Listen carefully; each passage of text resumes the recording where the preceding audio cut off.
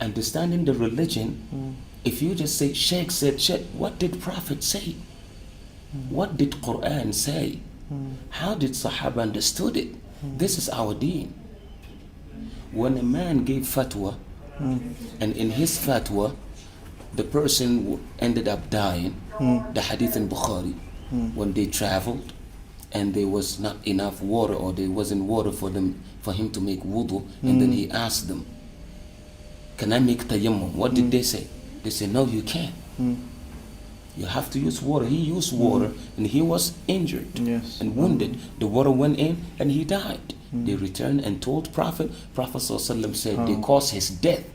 May Allah perish. May Allah cause them to perish. He made dua. Did he make dua in their favor?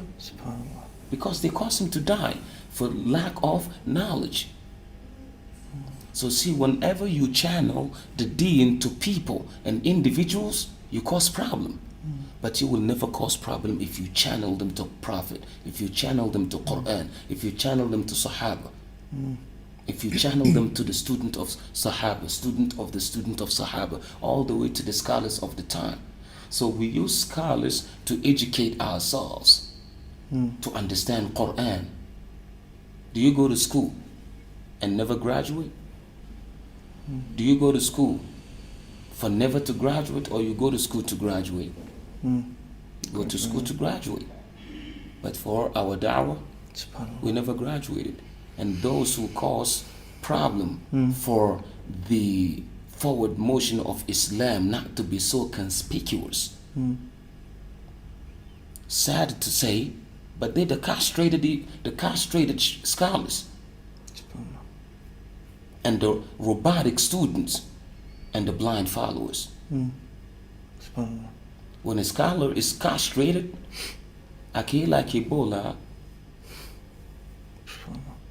when a student becomes a robot, he's dangerous for the society. When a person becomes a blind follower, he's not asking, is that what Allah asked me to do? Is that what Prophet asked me to do? Is this what Sahaba practiced? Is this what they did for the world to get to recognize their ethics and levels? No. It's all about what my Sheikh said, and if it is from my Sheikh, it's damn deal. But our deen is قال الله, قال الرسول, قال الصحابة, هم أولو العرفان. Ibn al-Qayyim said, a deen, religion, is what Allah said, what Prophet said, sallallahu alaihi wasallam, and what Sahaba said. They are the people of understanding. And his Sheikh, Sheikh al-Islam Ibn Taymiyyah, rahimahullah, was reported to have said, قبحا لمن نبذ القرآن وراءه وإذا استدل يقول قال الأخطل. I translated this into English, and I wrote a comment on this book. It's called Lamiyya to Sheikh al-Islam. In it he said, may Allah causes the face of whoever throws Quran behind him, may Allah causes his face to be disfigured. If he places Quran behind his back, and whenever he quotes, he says scholar so and so said, or this person and that person said, and he has Quran and he doesn't use it. He said, may Allah cause his face to be disfigured. So Sheikh al-Islam, he said, that's a scholar. Ibn al-Qayyim is a scholar. But see what they left for us as legacy. So all they're what pointing they do, you to the Quran. so they do not point individuals to themselves. They point people to Quran, people to Sunnah. But our problem in 21st century, we're pointing people to individuals. That's what caused most of our issues and most of our problems. So now it's time for us to point people to Quran, because they can relate to that. People cannot relate to my Sheikh. Your Sheikh, their Sheikh, they never met them. And what they go through in their daily lives, the Sheikh doesn't know. Now the Sheikh, if the Sheikh is well versed in Quran, we take that from him. Well versed in Sunnah, we take that from him. If he is not influential, socially connected, do we look up to him as our leader? The answer is no. He's our leader in his field. Yeah. But the one who is influential socially, politically, economically, we should look at that person so that we can benefit. But the problem is that when we say he's a sheikh, we put everything, we put the umbrella, so whatever says right or wrong, hey, let's just go. That's a religion. That's a religion. That's a problem for us. And this is what caused our problems and our issues, and houses had been torn apart. Marriages had been messed up. Children misplaced. This is what happened, and it's time for us to change all that. Inshallah. With Quran, with Sunnah, with the understanding of Salaf al-Ummah, with what they gave us as a legacy for the world. This is what Islam is all about. And that's why when a person feels as though I'm the knowledgeable, y'all should take from me. I'm well qualified. They shouldn't listen to you. They shouldn't listen to him. They should. I'm the Imam. I'm the most knowledgeable. This is a disease. And Imam al-Nawawi mentioned in the book of Al-Majmu' and at the very beginning, he said this is a sign of lack of sincerity. That if I am a person of knowledge and you are a person of knowledge, I feel disturbed and bothered when people come to learn from you. Why they don't come to me? Why they listen to me, they not listen to me? Why are they going to that masjid, they don't come to my masjid? If you start asking why and you are bothered, this is a lack of sincerity. Adam al-Ikhlas, he mentioned. So he said, if we are all serving the same religion, serving the same Quran, the same Sunnah, the same leader, sallallahu alaihi wasallam, I should not feel anything and I shouldn't have any reservation when they come to listen to John Fontain. If they don't listen to Okasha and they come to you and listen to you and they benefit, why am I bothered if you call into the same thing? You know what I'm getting a lot lately. Look, I'm not a scholar, straight up. Yeah, of course, the job that I'm doing is basic dawah.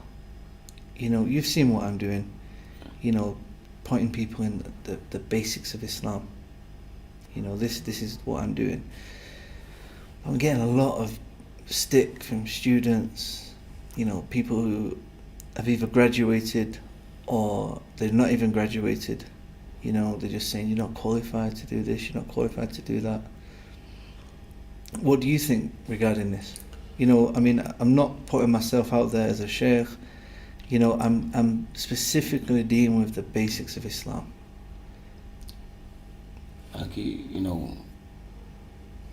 Criticism sometimes is a ticket of acceptance from Allah. Don't worry about that. What you're doing, pointing people to the basics, is what Abu Bakr did. They should tell you what type of university Abu Bakr graduated from. Did they graduate from the university they graduated from? Did they graduate from Azhar? Did they graduate from Medina University? Did they graduate from al-Qura? Did they graduate from Zaytuna? What university did they graduate from? The University of Quran and under the tutelage of Rasulullah sallallahu alaihi wasallam. And when he embraced Islam, 4%, or we can say 4/10 of those who embraced Islam at the very beginning, all of them came through Abu Bakr. Did they graduate from any university? Did they sit to take exams? What did they learn? From Rasulullah sallallahu alaihi wasallam, Quran and Sunnah. That's what you're doing. So long as you stay in your lane, keeping it basics for people, and this is what I qualified to do it, don't worry about what they will say, because they are already castrated. Because a person who's not castrated will never undermine someone who is helping to bring people into the deen. So a person who is well knowledgeable and rooted in religion will never criticize someone who is trying to let people understand the religion. Abu Bakr, when he embraced Islam, from that moment he started calling people to it. The one verse that he learned, did he wait and say, let me learn some, articulation of Quran or how to recite, ayah this, that way? La ilaha illallah that he got, he went to work.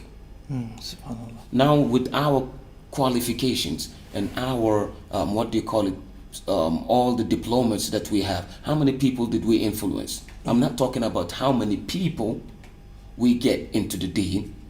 I'm not talking about how many people we call to Islam. I'm not talking about that. I'm talking about how many people did we influence? How many people did we change their lives? How many people did we really change? So if a person is not changing his own family, Subhanallah. I tell them right straight up, when I went to Saudi and I was invited to speak, I was in Riyadh, I was in Medina, I was in Mecca, the Sheikh Dr. Abbas Chambers, may Allah preserve him, and also I went to Riyadh as a guest speaker. When I went, I told the students that the purpose of coming here is when you graduate to go back where you came from, to call people to whatever Allah had blessed you with. And when you go, you're not going to argue with them. You're going to learn to understand them first. Don't criticize them. Understand them first. Because Prophet ﷺ understood people before he called them to Islam. Understand them. But if you go back home and you don't call people and you start just criticizing one another, and that's what we've seen since we were growing up in schools. Yeah. Our teachers, some of them will say, no, even when we were in school, this Sheikh, he even failed in Arabic. And this one, he failed in Hadith. And this, we grew up seeing this. Going to school, hearing all these. What's the benefit? Is there any benefit in this? No. That's the same ideology and the mentality. You know something, just bring it out. So I told them, if they go back to their lands without calling to what they know, لن ينفعهم ألف دكتوراه أو لن تنفعهم ألف دكتوراه إذ بضاعتهم مزجاة. If you cannot call people to what you have, even you have masters. Because for the most part today, you even see people, they have masters, but they did not master anything. It's just a certificate. And that's a tragedy in this ummah. And so, Brother John, don't worry about that. Stick to the lane that you're on. When you go through the tunnel, if you're driving and you go under the tunnel, what did they tell you? Stay in your what? In your lane. Yeah. And sometimes they say, make sure that when you're coming out, remove your sunglasses so that you can see after you pass it. So what you have to do, just put your sunglasses and keep on giving da'wah. When you pass those people who are castrated, who are just robots, who are just, following blindly, when you pass them, then that's when you remove your sunglasses and keep moving. Don't worry about their criticism. Stay in your lane. Whatever Allah had blessed you to, whatever Allah had blessed you with, just call people to it and keep it relevant. We're not making Islam relevant. We're keeping it relevant because it's already relevant. The problem is us. We're not keeping it relevant for people. We're just trying to implement what people do to their own, into our own society, and it's not working. Jazakallah khair, Sheikh. Barakallahu fikum. Sheikh, just before we go, we're coming up to Ramadan. Yeah. And I was wondering if you can give us some advice from Ramadan, for us to benefit from. Now the best advice is what Prophet ﷺ gave his Sahaba. That Ramadan has arrived. Whenever Ramadan comes, that's what he says. Ramadan has arrived. Allah had asked you to fast during the day. And I'm giving you another, system of worship in Ramadan, that's praying at night. And know that the first day or first night of Ramadan, Allah will never let you go home except you are forgiven, Aki. You come to the masjid that first night, you don't go home except you are forgiven. Okay, this brings tears to the eyes, man. It's like just little that you did, it means a lot to Allah, and He appreciates what you do. And Allah subhanahu wa ta'ala mentioned in the hadith that He had forbidden injustice upon Himself, that He will never do injustice, and that He gave us Ramadan so that He can double and double our good deeds. And whenever I think about the hadith of Rasulullah sallallahu alaihi wasallam, wherein Allah subhanahu wa ta'ala says Ramadan or fasting in general is His, it doesn't belong to us. Subhanallah. Now imagine you are asked to give a service to the queen of your country. Take this, prepare it, wash it, and make sure it looks good to the queen of your country. How will you what will you do for that as you take it to the queen? Protect it. Okay, Ramadan is something that you prepare for Allah. You're not preparing for any queen or a king or a governor or a president. It's something that Allah had asked you, prepare it for me. And that's why in the hadith of Sufyan ibn Uyayna that Imam Abu Bakr al-Bayhaqi mentioned in Shu'ab, he said, on the day of Qiyamah, when a person is confirmed to be in hellfire, Allah will take him out and ask him to come back. Why? Allah will tell him, there is a deed that you've done in dunya that nobody was able to take because it doesn't belong to you anyway. It's mine, and what is mine, nobody can take. You prepare it for me, and I'm giving it to you today. Use it and make it to Jannah. And that's Ramadan. That's fasting. So to our viewers and audience around the world, Ramadan is a gift. So don't just take it as worshiping time. I'm just doing it. No, you're not just doing it. You're not just doing it. This is your ticket of survival on the day of Qiyamah. That when you run out of good deed, and you don't have anything left for you in your scale or on the scale, when you run out of means, Allah will drop it on the scale, and then the scale will become heavy.